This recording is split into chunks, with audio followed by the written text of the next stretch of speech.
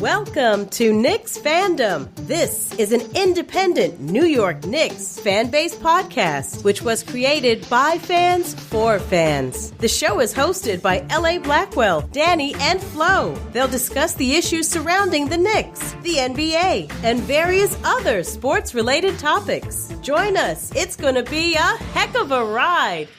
Back up. Tell me what you're going to do now. The Knicks keep rolling. This is episode 36 of our podcast known as Knicksfandom. As always, I'm your host, LA Blackwell. Hope all our listeners out there are doing great. Happy to join by my co-host, Flo. How you doing, Flo? LA, I'm great today. How you doing today, man? I'm doing well. How about you, my other co-host, Danny D? How you doing, brother? I'm good, LA. What's going on with you, man? I'm all right, man. The Knicks is winning, and we back here with our episode 36. And we're going to get right into our first segment, fellas, known as Knicks Weekly Round-Up.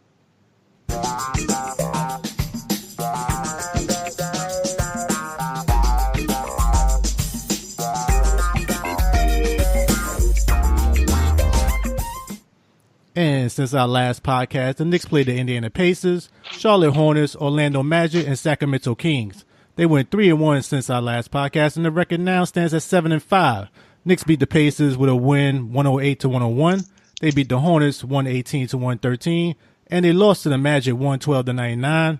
And then they beat the Kings recently 118-91. Knicks are scheduled to play the Cavs on Monday night.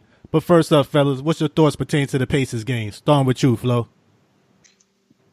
LA, the most important thing I realized with this Pacer games, the Knicks gave up 39 points in the second half. Excellent job defensively. Also, Lance Thomas doing a great job of slowing down Victor Oladipo. Remember, gentlemen, what I mentioned in last week's podcast, I said that if the Knicks if they have a chance of beating the Pacers, they had to slow down Oladipo. And what I mentioned was that they needed to throw different bodies at him. And Lance Thomas did an excellent job defensively on him. Porzingis, 40 points, 15 of 24 from the field, 6 blocks, 8 rebounds. Excellent job by Porzingis. Okay, Flo. Thank you very much. How about you, Danny D? What you thought about that Pacers game? The Knicks had a lot of brilliance and resilience out there, and they played. Man, they were down, and they went on a 25-9 run, and it really stepped up, and they got the Garden going. They really played well. They shot 50% in the paint, for the field goals. They're taking high-quality shots. Frank coming off the bench, basically playing the whole fourth quarter, having 10.7 assists.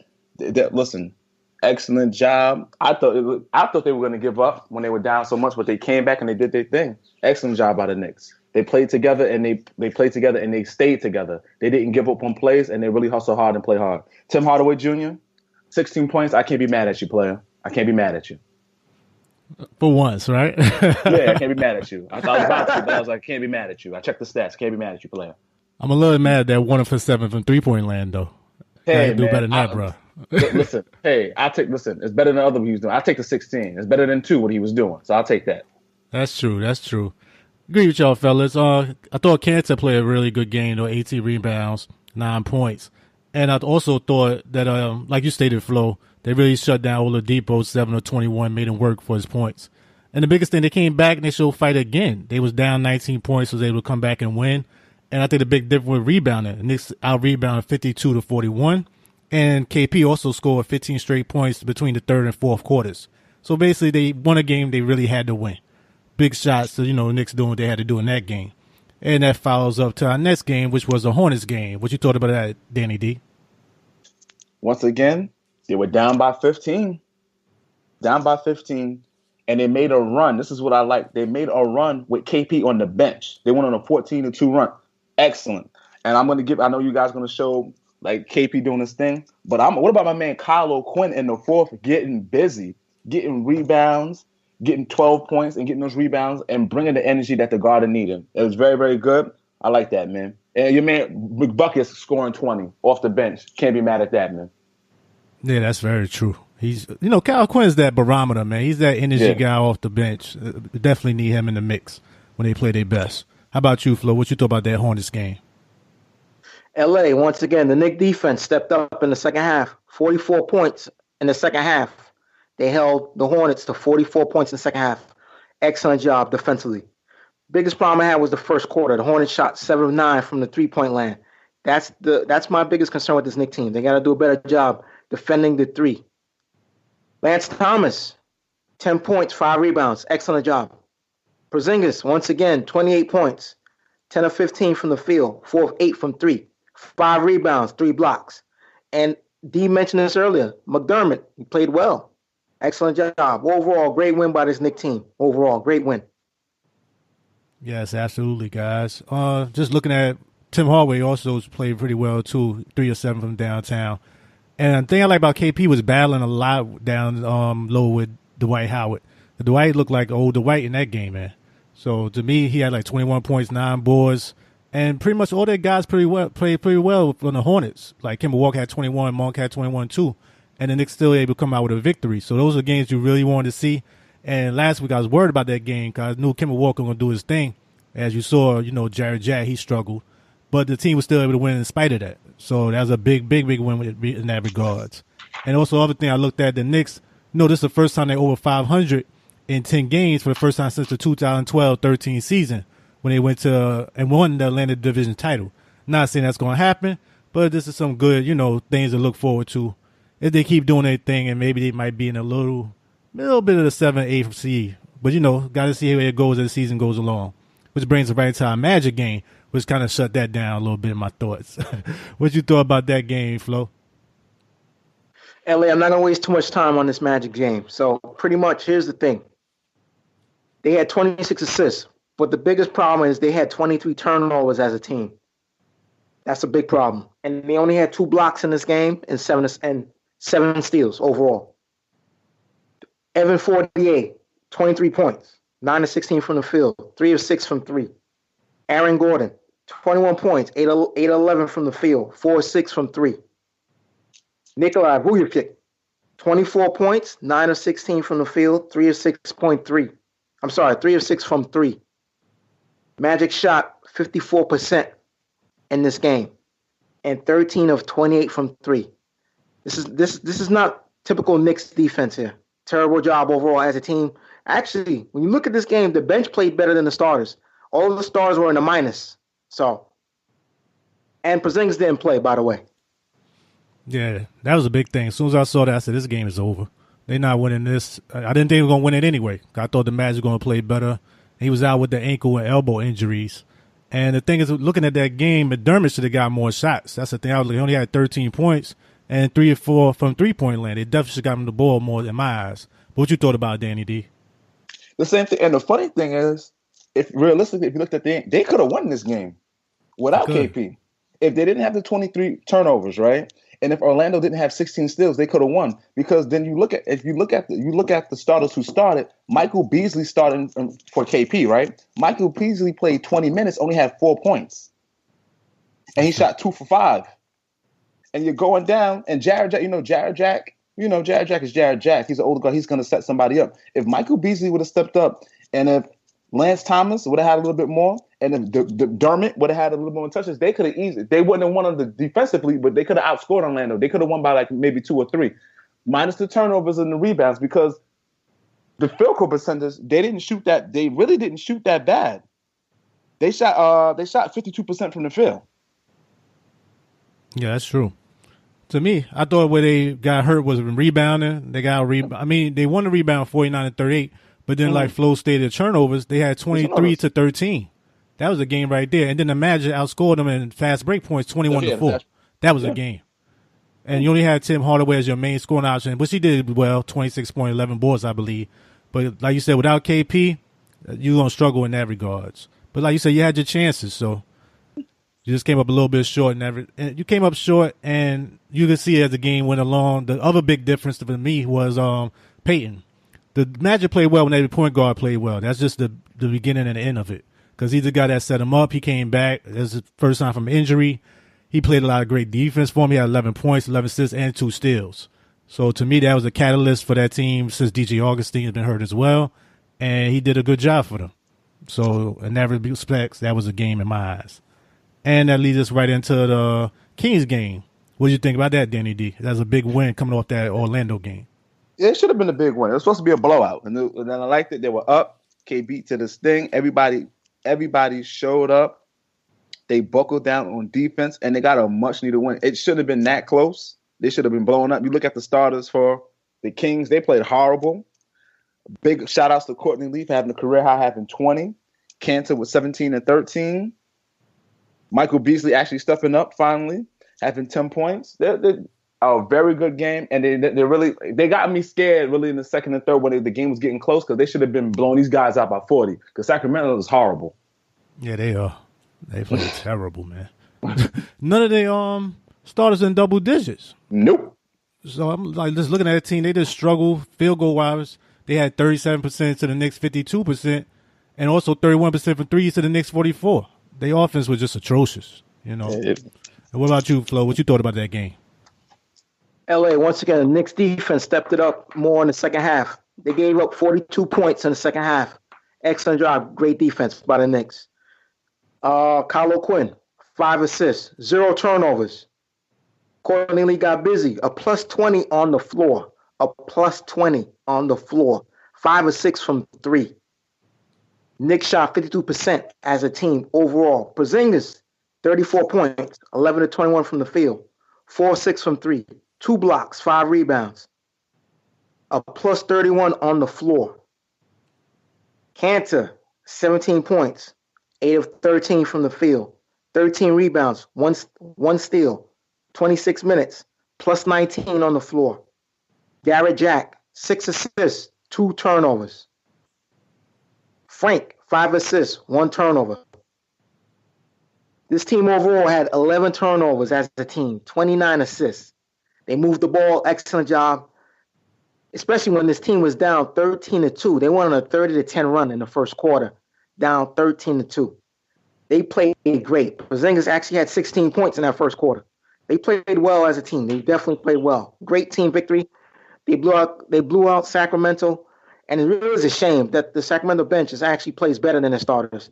Especially George Hill is really struggling. Look like he lost a step. Yeah, he does. Even that, he's not healthy from last year. Because he don't look like the same player in Utah, man. And the thing I really like was KP coming back after the injury, 34 points, 5 rebounds, 2 blocks. He's just a stud, man. He's a stud right now. And Cantor, he's like the perfect complement to KP. Get down and dirty, getting 13 rebounds, 17 points. If he get the defense a little bit better, that's going to be a nice little combination with them guys, man. And the other thing I thought the Knicks did well was a season-high 29 assists for the team. They really was passing the ball well, like you stated, guys. But that's pretty much it for that game, which pushed us right into the next upcoming game against the Cavs. And what do you guys think about that game, starting with you, Flo? LA, with this Cavs game for the Knicks, they played them before. They blew them out in Cleveland. Cavs getting their rematch, but this game is going to be in our building, MSG. The Knicks are tougher at home. Again, the Knicks got to take advantage of their front court. Remember, Tristan Thompson's out hurt, so you're going to have Kevin Love starting. Kevin Love is probably going to either guard Porzingis or Cantor. He still can't guard either guys. Cantor's going to get him in foul trouble. Porzingis going to get him in foul trouble. So it's a bad matchup for the Cavs. What they do have in their starting lineup, they got a defensive Iman Shumpert going to be playing the point guard against Jared Jack. You're going to have Jay Crowder playing the 3. All right, a good defensive player. If you're the Knicks, you got to dominate with your front court. Porzingis, Cantor got to dominate. And also, Tim Hardaway Jr.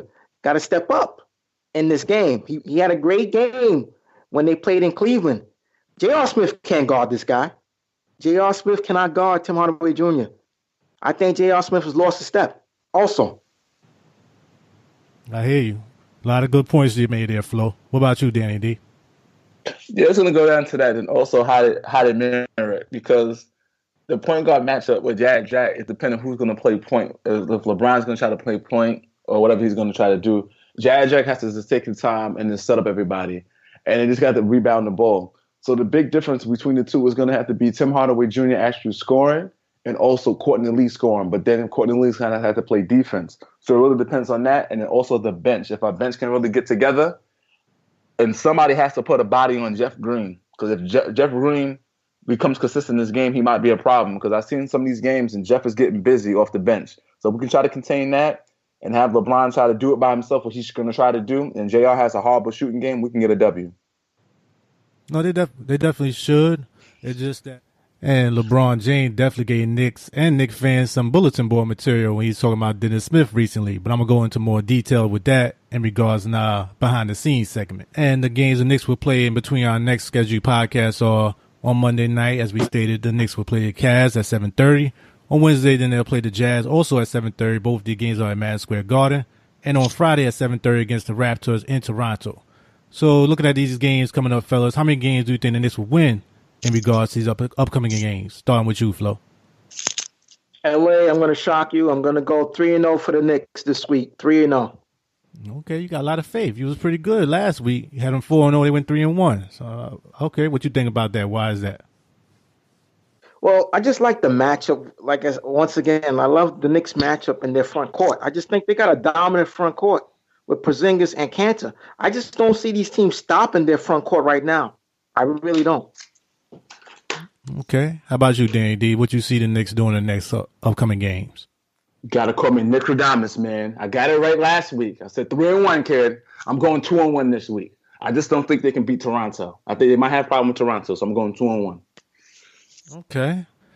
I'm looking at the same thing right now. I would say 2-1 as well.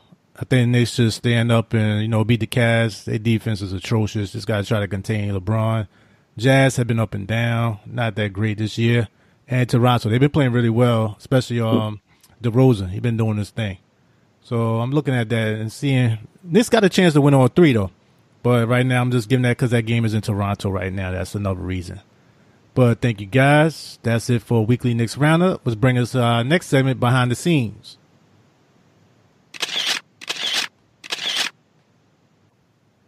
And in regards to our behind the scenes, that's where we talk about any G League development news, some trade rumors, Knicks article, anything we find interesting we want to bring to y'all listeners.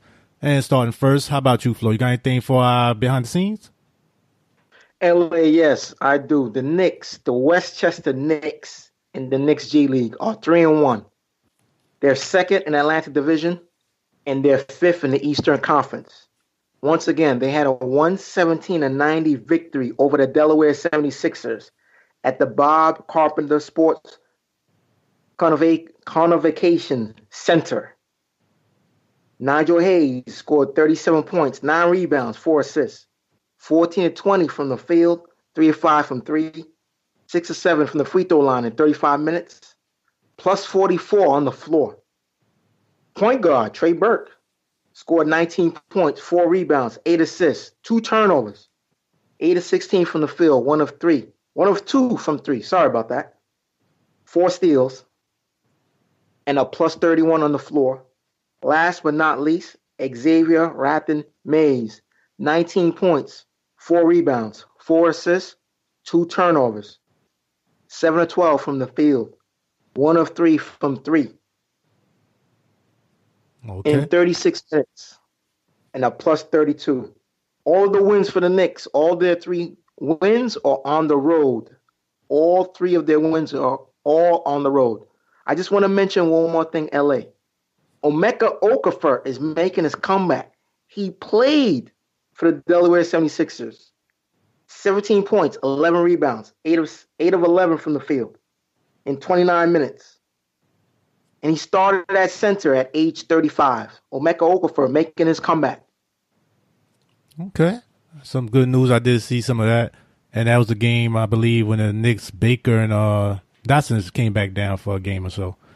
But good news for Emeka. I always liked him. Just had some injury issues. Might be, if he could stay healthy, he'd be a nice veteran piece for a team that's trying to make a playoff push or something of that nature.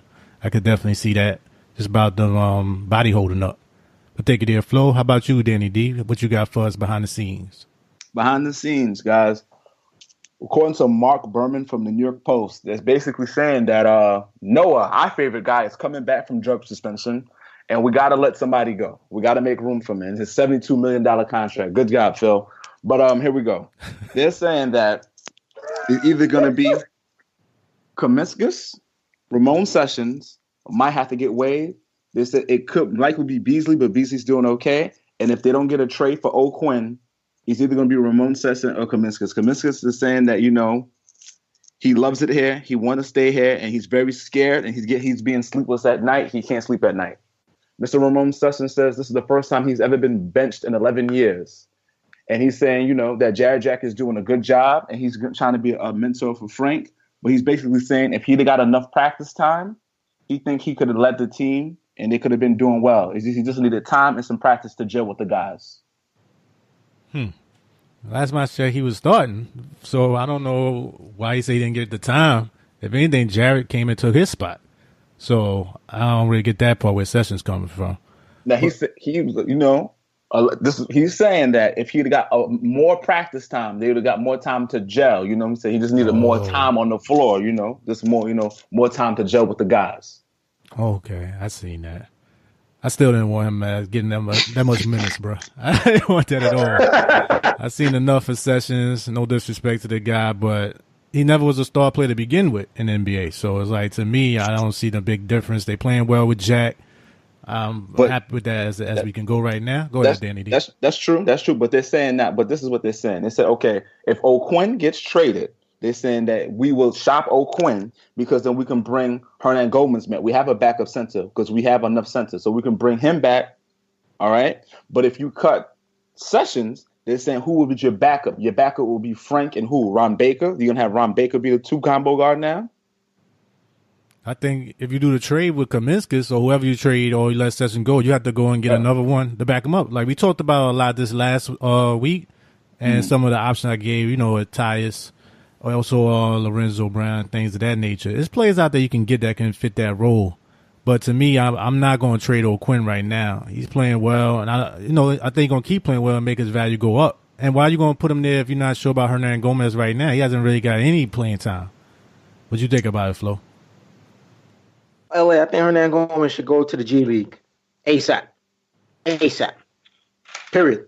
In regards to the Knicks making a move, once again, they got to make a decision quickly, because the deadline for them is, I believe, is 5 o'clock. So they got to make a move. And the best move they got to make, they got to really think about seriously, Ron Baker. I think he's the guy that doesn't really fit with this team. Ron Baker's got to go. Because think about it. Jarrett Jack has some knee issues. Right now he's healthy. If he gets hurt, you're going to need Sessions. It doesn't make sense for you to cut Sessions. That's what they're saying. So you need him. You need him. So I think if I'm the Knicks, you should move Ron Baker ASAP. I think you should never sign Ron Baker, but nobody want him. You're not going to get him for this money, man. Hey, listen, guys. Allegedly, what I was reading also, they had also an article. They said Ron Baker wasn't playing to his full potential because he was hurt, okay? They said now he is better. So he's better to fully equipped to lead this team because he's back from his injury. They said he was hurt. He was playing hurt. He's better now. He look hurt out there, man. That's according to say. That's I don't see it. I don't see him getting dealt, not with the money he's making right now. Also, he has that option, like I said last podcast, it's going to make it a little harder to move him as well. He has to agree to it on some level with that second option on it. But what you think about Danny D? Well, see, the thing is, I don't understand why they keep on having Kaminskas or Ramon Sessions in there. But the reason why they say they're not having Ron Baker in consideration because they're saying they want to do with the youth movement. They're saying Ron Baker is young as opposed to Ramon Sessions, who's 31, 32. So that's why his name is in it and Kaminskas' name's in it because he's 28. So the Knicks said they're all about the youth movement. So they really want to go with a young core. So that's why Ron Baker's name is not in it, as opposed to getting waived. That's why it's in also the option too, the second year option. So I think it might have to be Kaminskas. I think it might have to be Kaminskas for me. It would have to be him. That's what I said. Last week we talked about. I said either Kaminskas or Sessions. If you're just going to go by talent, Sessions is a guy to me that's odd man out. If you think you could get something the best thing back for without giving up much, then it's Kaminskas. He got the most deal that's not that hard to move. He also has the most potential. You've seen some things out of him. Some other teams really could use him right now. I like him here, but it's like he's not getting that much playing time. And with Lance Thomas and all those guys in front of him, it's harder for him to get playing time right now. Just looking at that overall. That's what I said. They said because they don't want nobody. I think not even a trade. They just need to get him. Like they need not even a trade situation. They need to get rid of him, get him off the roster to have a spot because it's too many. So no trade. They just want to waive him. That's it. Waive him and get rid of him. That's it. If I'm doing that, then I'm getting rid of Sessions Because I could get something for Kaminskas down the road. I can't get much for Sessions. I understand what you're saying, but that's what it is. Not even a trade, guys. They said they need a roster spot. They need to waive him. They don't want no trade. They need to just waive him and let him go. Let him walk. Well, I see you, Sessions. That's it. End of session, bro. That's it. That's it. But thank you, guys. Just for me, it's a quick little note regarding Mr. LeBron James. LeBron James, LeBron James, LeBron James, LeBron James, LeBron James. Now, see, every time I try to be cool with LeBron James, I try not to bring his name up, but he got to come to New York and talk some stuff, and I got to address it, man. And this is basically what happened. They said, I'm quote unquote, and basically LeBron reported to ESPN.com. That's what they're reporting, that he said the Knicks passed on a really good one, and Dallas got the diamond in the rough. James said after his Cavs 111-104 win Saturday over the Mavericks, he said he should be a Knick. That's going to make some headlines, but he should be a Knick. Dallas definitely, I know they're excited that he didn't go there. Knicks Center in his cancer put on his Twitter line afterwards, stuck up for his French teammate on Twitter and said, "Nope," with exclamation point. "We love what we got. Thanks." 3 exclamation points afterwards. So right now, that's where we at. The Cleveland game is coming up. And, Knicks as a whole got to stand up for their guy in my eyes. I'm going to go off on a little bit, but what you guys think about it? Starting with you, Flo. Again, LeBron, stay out of Knicks business right now. Seriously. We have Frank. We drafted him. We'll continue to develop the kid. He's getting a lot of minutes in the fourth quarter. He's got long hands. This kid plays defense. We're happy with him. As much as I like Dennis Smith Jr., we got Frank. We drafted him. So let's make use of the kid. Let's not give up on him. If we're going to give up on any player, it's Hernan Gomez. Just rolled over him a little bit too there, Flo, huh? How about you, Danny D? What you thought about Mr. LeBron James' recent comments? LeBron. Be quiet, man. Dallas is 2-11. Dennis Smith Jr. You know what? LeBron is mad that he didn't get him. That's what LeBron is mad about. That's why he's mad. That's just like, oh man, I wish you didn't care. So I'm just upset. I'm gonna say nothing. Oh, because his former teammate played with Frank overseas. They were on the same team together. I know. I saw that too. It's why I gotta attack the young dude for that? That's what I'm saying. He's a star. Wouldn't have passed on him. Yeah, like the same way you should have passed up on Derrick Rose. Be quiet, LeBron.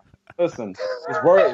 Isaiah can come back from that hip injury. You can do your thing. Worry about getting some doubles, get some wins, brother. And worry about getting a point guard. Worry about J.R. Smith hitting a jump shot. How about that? Worry about that, LeBron. I'm still coaching, brother. But worry about that first, man, before you go talking about somebody else and somebody other point guard, man. He got a family, man. He got a family. Exactly. And I still think it's a little beef with LeBron regarding that whole Phil Jackson stuff. I think that left a bad taste in the mouth. And I think that's why he's still talking his little, mismatch stuff to the Knicks. But basically, they're 6-7. I'm talking about the Cavs, people. Worry about your Cavs right now, man. Like Danny D said. Worry about your Cavs. That's it. And then if you look at that overall, this is the thing why I don't like LeBron when it comes to these type of situations. He always telling you where to put people and making these deals like he's Mr. GM. Oh, just because you're a great player don't mean you're a great GM. We've seen that with Michael Jordan. So when you see these things, he did this Kevin Love move, and you traded Wiggins, I ain't forgot about that. I hope you're going to embrace that one championship, because that's all you're going to get. And if this guy leaves, you gave a stud in Wiggins who's going to be a 10-year player, is going to be in this league and an all-star down the road for Kevin Love, who's not going to give you what he gave you in Minnesota and hasn't. So looking at that, and now you're talking about Frank, like you said, okay, Dennis Smith is playing well, 13 points. He's averaging 3 rebounds, 5 assists, but he's also averaging 3 turnovers. His field goal percentage is erratic at times, just like Frank is. These are young guys. But at the end of the day, they're not on your team. So why would you even worry about it at this point? Get it? I don't worry about your team, LeBron. Knicks will worry about themselves and worry about the Knicks who going to see this on their bulletin board, hopefully stand up for the young kid and get a nice W. And then we'll see if you're talking about Dennis Smith after that game. But that's all I got to say, fellas, regarding that. And that was the behind the scenes. Let's put us right into our closing remarks for today's show. Starting with you this time, Danny D. You got any closing remarks for today's show?